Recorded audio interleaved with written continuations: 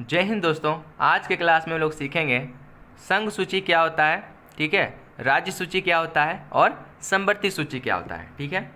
तो जैसा कि आप लोग जानते हैं, संविधान में केंद्र सरकार और राज्य सरकार के बीच अधिकार क्षेत्र और अधिकारों को इनके बीच क्या किया गया है, बांटा गया है, ठीक है।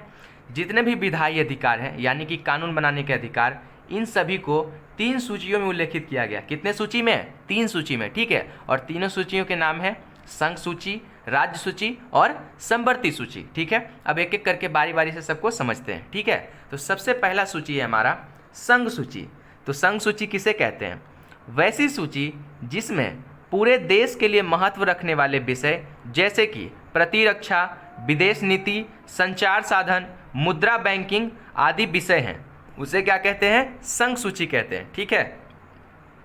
यानी कि राष्ट्र संबंधित विषय जिस सूची में आएंगे उस सूची को क्या कहेंगे? संघ सूची कहेंगे, ठीक है। और संघ सूची में आने वाले विषय पर कानून बनाने का अधिकार केवल और केवल केंद्र सरकार को होता है, ठीक है। यानी कि संघ सूची में आने वाले विषय पर कानून कौन बनाएगा?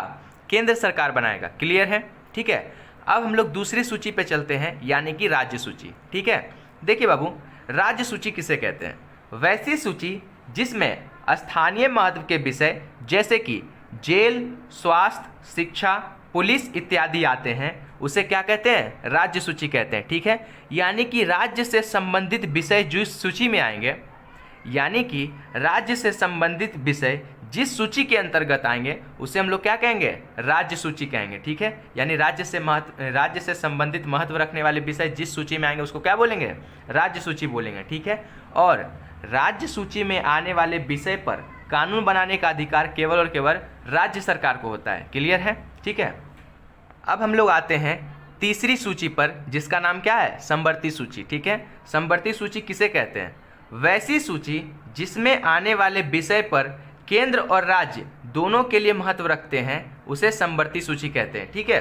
तो वैसी सूची जिसमें आने वाले विषय केंद्र और राज्य दोनों के लिए महत्व रखते हैं उसे हम लोग क्या कहते हैं? समवर्ती सूची कहते हैं, ठीक है। यानी कि राष्ट्र से भी संबंधित होगा और राज्य से भी संबंधित होगा, ठीक है। दोनों के लिए जो महत्व रखने वाले विषय जिस सूची में आएंगे उसे हम लोग क्या कहेंगे? समवर्ती सूची कहेंगे। क्लियर है, ठीक है।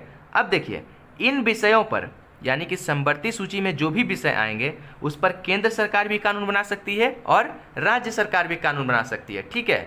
लेकिन जब एक ही विषय पर केंद्र और राज्य सरकार कानून बनाते हैं और यदि उनमें टकराव हो जाता है, ठीक है, तो इस स्थिति में केंद्र सरकार द्वारा बनाया गया कानून ही क्या होगा? मान्य होगा, ठीक है। जैसे मान लीजिए कि अगर केंद्र सरकार और राज्य सरकार दोनों एक ही विषय पर कानून बनाते हैं, ठीक है, और दोनों में क्या हो जाता है? टकराव पैदा हो जाता है, ठीक है। और जब टकराव की स्थिति बन जाती है, ठीक है, तो इस सिचुएशन में क्या किया जाता है? जो केंद्र सरकार कानून बनाएगा उसी का मान्यता मिलेगा और राज्य सरकार के द्वारा बनाए गए कानून को मान्यता यहाँ पर नहीं मिलेगा। क्लियर है, ठीक है। आई होप कि आपको समझ में आ गया होगा।